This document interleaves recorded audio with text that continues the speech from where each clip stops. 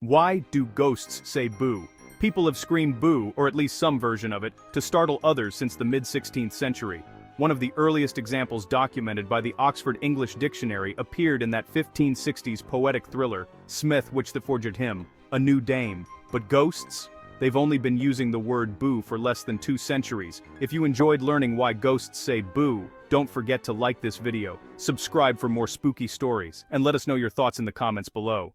The etymology of boo is, well, kind of uncertain. The OED compares it with the Latin bore or the Greek von, meaning to cry aloud, roar, or shout. Older dictionaries suggest it could be an onomatopoeia mimicking the lowing of a cow. Whatever its origins, the word had a slightly different shade of meaning a few hundred years ago. Boo, or, in the olden days bo or boo, was not used to frighten others but to assert your presence. Take the traditional Scottish proverb he can't say bo to a goose, which for centuries has been a slick way to call somebody timid or sheepish. Or consider the 1565 story Smith Which that forged him a new dame, in which an overconfident blacksmith tries to hammer a woman back into her youth and the main character demands of his dying experiment, "Speak now, let me see and say one's bow," or, as Donatello would put it, "Speak damn you speak."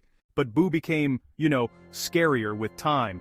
After all, as the OED notes, the word is phonetically suited to produce a loud and startling sound, and by 1738, Gilbert Crocat was writing in Presbyterian eloquence displayed that boo is a word that's used in the north of Scotland to frighten crying children. In 18th century Scotland, bo, boo and bew would latch onto plenty of words describing things that went bump in the night.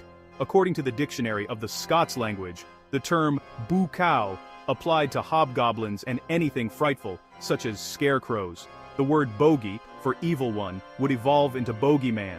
And there's Boo Man, or Boo Man, a terrifying goblin that haunted man.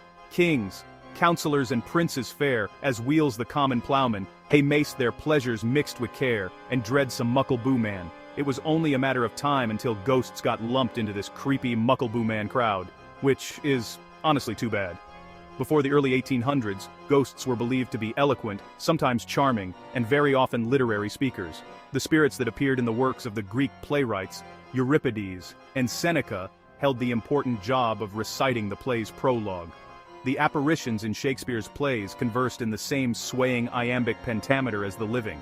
But by the mid-1800s, more literary ghosts apparently lost interest in speaking in complete sentences. Take this articulate exchange with a specter from an 1863 Punch and Judy script. Ghost, boo oh oh, punch a, ghost, boo oh, punch oh dear, it wants me, ghost, boo oh. It's no surprise that boo's popularity rose in the mid-19th century. This was the age of spiritualism, a widespread cultural obsession with paranormal phenomena that sent scores of people flocking to mediums and clairvoyants in hopes of communicating with the dead. Serious scientists were sending electrical shocks through the bodies of corpses to see if reanimating the dead was possible.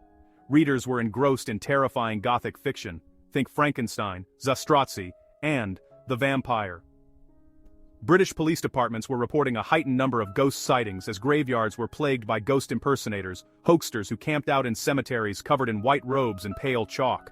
It's probably no coincidence that ghosts began to develop their own vocabulary, limited as it may have been, during a period when everybody was curious about the goings-on within the spirit realm. It may also help that boo was Scottish. Many of our Halloween traditions, such as the carving of jack-o'-lanterns, were carried overseas by Celtic immigrants. Scotland was a great exporter of people in the middle of the 1800s, and perhaps it's thanks to the Scots-Irish diaspora that boo became every ghost's go-to greeting. Now that you know why ghosts say boo, find out a few regional terms for spirits and haunts that you might want to work into conversation, and learn about ghost words, non-existent words that somehow found their way into the dictionary.